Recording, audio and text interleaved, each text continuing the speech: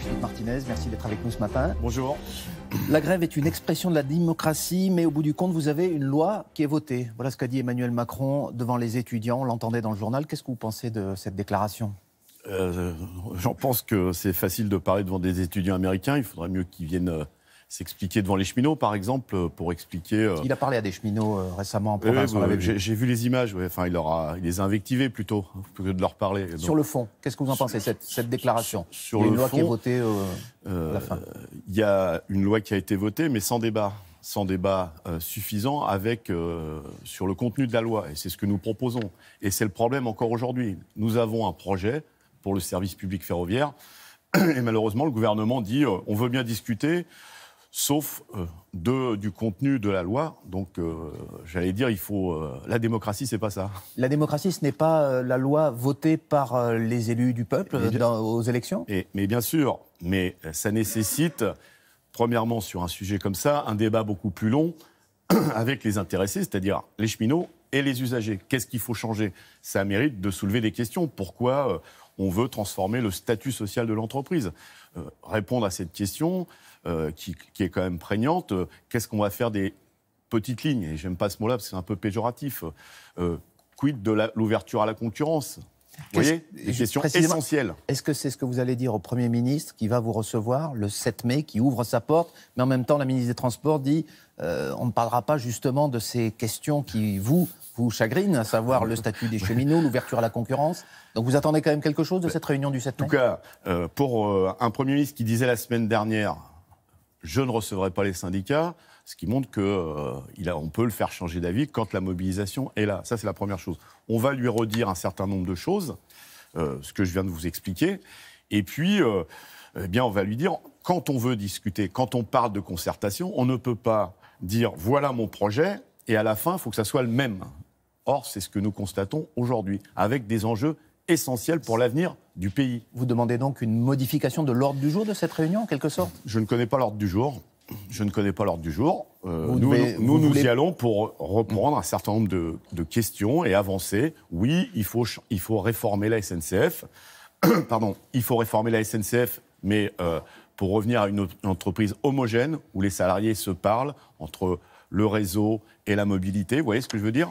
Donc c'est ça la question. M. Martinez, si vous n'obtenez pas satisfaction, si effectivement le Premier ministre, le gouvernement refuse de revenir sur des choses qui ont été notamment votées à l'Assemblée nationale la semaine dernière, qu'est-ce que vous faites ? La première chose, ça montrera l'esprit d'ouverture du gouvernement et sa volonté de discuter. Et la deuxième chose, les cheminots ont dit ce qu'ils allaient faire.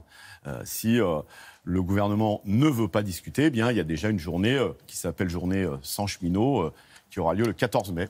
Ça veut dire que... Et la grève perlée elle-même continuera-t-elle de cette façon ? 2 jours d'arrêt de travail, 3 jours de grève 3 jours de repos, plus exactement. Oui, c'est ça. La grève, ce sont les cheminots qui la décident. Ouais. Il y a des assemblées générales chaque soir de grève pour savoir comment ça continue.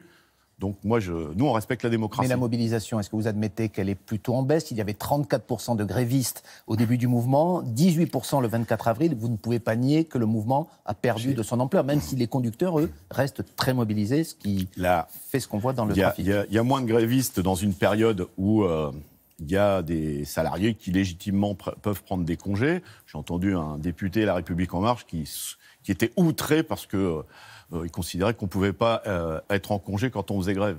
Les salariés qui bossent, ils ont besoin de se reposer de temps en temps, puisqu'ils travaillent 3 jours en ce moment. Et Guillaume Pépi a envisagé de ne pas les payer, ces jours de repos entre 2 périodes de grève. Guillaume Pépi rajoute de l'huile sur le feu. Et quand on est PDG depuis aussi longtemps d'une entreprise comme la SNCF, où on a été capable de dire... j'allais dire d'une année sur l'autre, le tout et son contraire. Par exemple, M. Pépi approuvait l'éclatement de l'entreprise en 3 entités. Aujourd'hui, il nous explique que ce n'est pas bien et qu'il faut rendre l'entreprise plus homogène. Quelle crédibilité il a pour faire la leçon aux cheminots ?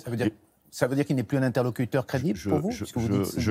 Non, je dis que parfois il faut savoir se taire et faire preuve d'humilité, plutôt que de faire la leçon à ceux qui bossent tous les jours et qui contestaient à l'époque l'idée d'éclater l'entreprise en 3. Mais Guillaume Pépi est pour l'instant conforté par le gouvernement. Est-ce que vous demandez qu'il s'en aille ou est-ce qu'il reste pour vous le bon interlocuteur ? Nous, ce qu'on veut, c'est un autre projet pour l'entreprise publique du ferroviaire. Il y a des enjeux environnementaux. Comment on fait pour que plus de marchandises traversent la France en train. Au moment où on parle de la COP21, on parle d'environnement. Vous savez que la SNCF est le premier transporteur routier français en termes de voyageurs et de marchandises. Ça, c'est un problème. Il n'y aura pas de grève cet été, a dit le même Guillaume Pépi.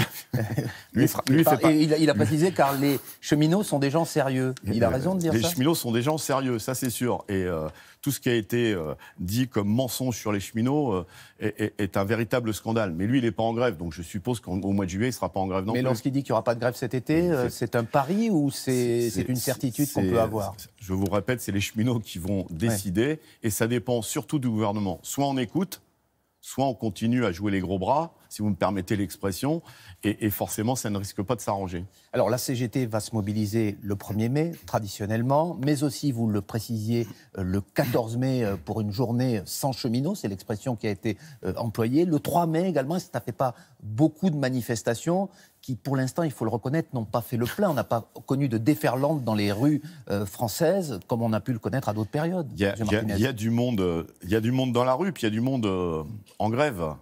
Tous ceux qui font grève ne viennent pas aux manifestations, prôner l'ensemble du mouvement social. Moi, je pense que le 1er mai, c'est l'occasion. Évidemment, il y a des 1er mai tous les ans.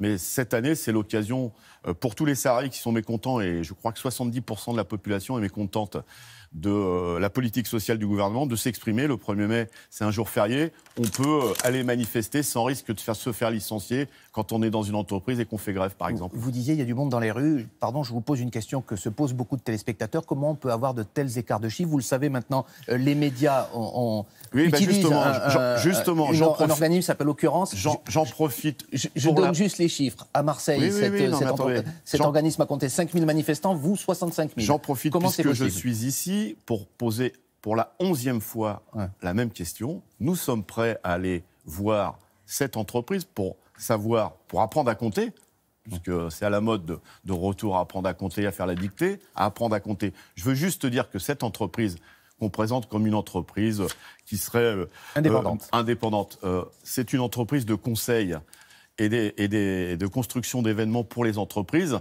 Et dans ces entreprises, je ne vais pas faire de la pub, mais c'est pratiquement toutes les entreprises du CAC 40. Donc elles baissent délibérément les chiffres pour vous nuire, vous pensez, M. Martinez? Je dis que cette entreprise n'est pas neutre et que, deuxièmement, pour la 11e fois, nous sommes prêts à aller apprendre à compter avec cette entreprise pour voir si ces chiffres sont exacts. Vous voyez, eh bien, c'est entendu. Et comme vous devez faire partie des médias qui soutiennent en tout cas qui participent à... Eh bien, faites passer le message. Il sera passé. Merci beaucoup, Philippe Martinez. Laurent, c'est à vous et très bonne journée. Merci, Jeff, et très belle journée à tous les deux.